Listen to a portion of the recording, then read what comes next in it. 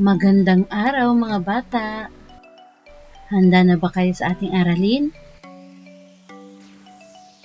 Magaling!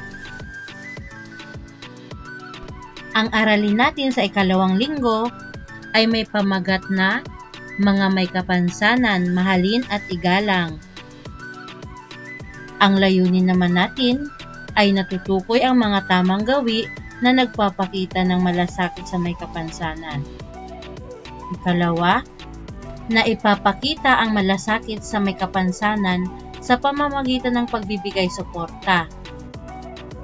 At panghuli, nakagagawa ng paraan upang mabigyan ng pagkakataon ang taong may kapansanan sa pamamagitan ng pagbibigay malasakit sa kapwa. Balikan naman natin ang nakaraang aralin. Lagyan ng check kung ang mga sumusunod ay nagpapakita ng pagmamalasakit sa kapwa at X kung hindi.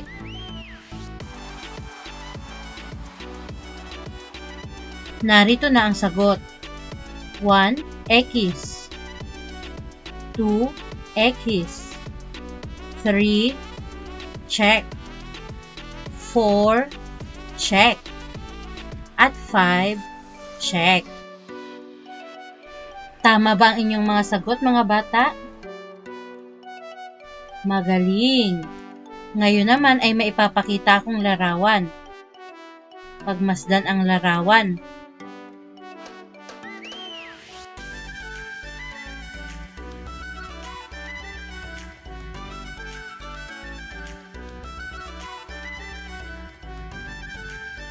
Ano ang masasabi mo tungkol sa larawan? Nakakita ka na ba ng mga taong gaya nila? Dapat ba silang igalang at mahalin? Bakit? Paano mo ipapakita ang pagmamalasakit sa kanila? Ngayon naman mga bata ay may ipapakita akong mga larawan. Pagmasdang mabuti. Suriin ang larawan.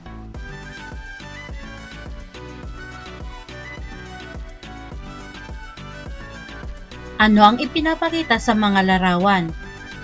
Ipinapakita dito ang pagmamalasakit sa taong may kapansanan ay isang paraang nagpapakita ng mabuting hangarin.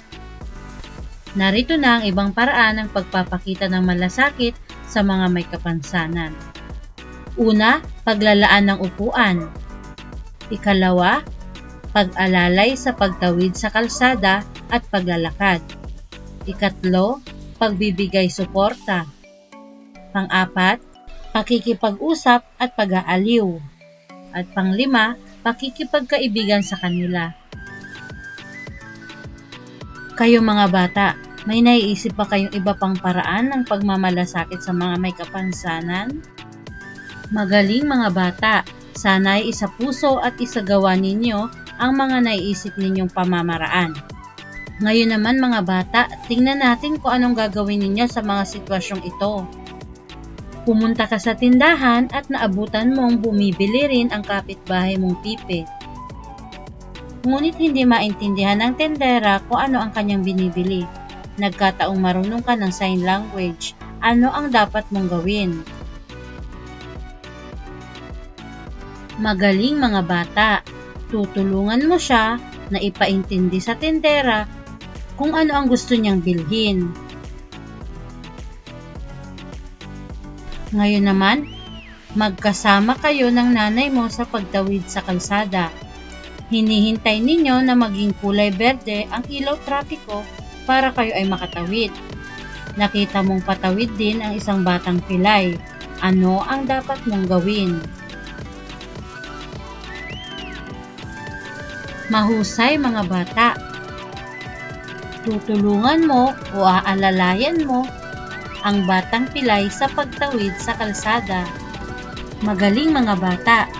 Ngayon naman, suriin natin ang mga sitwasyong ito. Lagyan ng check kung nagpapakita ng malasakit at X kung hindi. Una, niyaya ni Roy ang piping kamag-aral na sumali sa paligsahan sa pagsasayaw. Ikalawa, pinahinto ng ama sa pag-aaral ang anak na lumpo. 3. Isinama ng buong pamilya ang anak na bingi sa kanilang paglalakbay. Ika-4, Nagbigay ng wheelchair ang balikbayang kapitbahay sa mga batang lumpo. Ikalima, ipinaampon ng mag-asawa ang kanilang anak na bulag. Narito na ang sagot. 1. Check. 2. X. 3. Check. 4. Check. At 5. X. Tandaan mga bata, maipapakita natin ang pagmamalasakit sa mga may kapansanan sa pamamagitan ng pagbibigay ng lubos na pagmamahal, pangunawa at paggalang upang maramdaman nila na sila ay mahalaga rin tulad natin. Maaasahan ko ba yun sa inyo mga bata? Magaling! Para naman sa pagtatayang gawain, lagyan ng pulang puso kung nagpapakita ng malasakit sa may kapansanan at itim na puso kung hindi. Number 1, akayin sa paglakad ang kamag-aral na bulag. Number 2, pagtawanan ang kaklasing may bingot. 3, makipagkaibigan sa taong may kapansanan. 4, bigyan ng upuan ang batang pilay. At 5, tuksuhin ang kalaro o mga batang duling. Narito na ang sagot. 1. Pulang puso. 2. Itim na puso. 3. Pulang puso. 4. Pulang puso. At 5. Itim na puso. Ilan ang nakuha niyong score mga bata? Mahusay! Ibig sabihin ay lubos ninyong naunawaan ang ating aralin. Tama ba ako mga bata?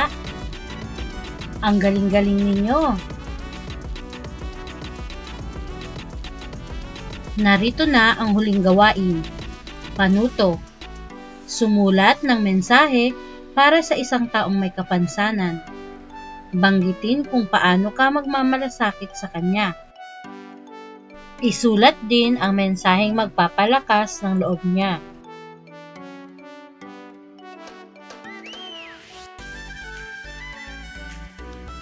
Maraming salamat mga bata. Hanggang sa muli nating pagkikita, sana ay nag-enjoy kayo ngayon.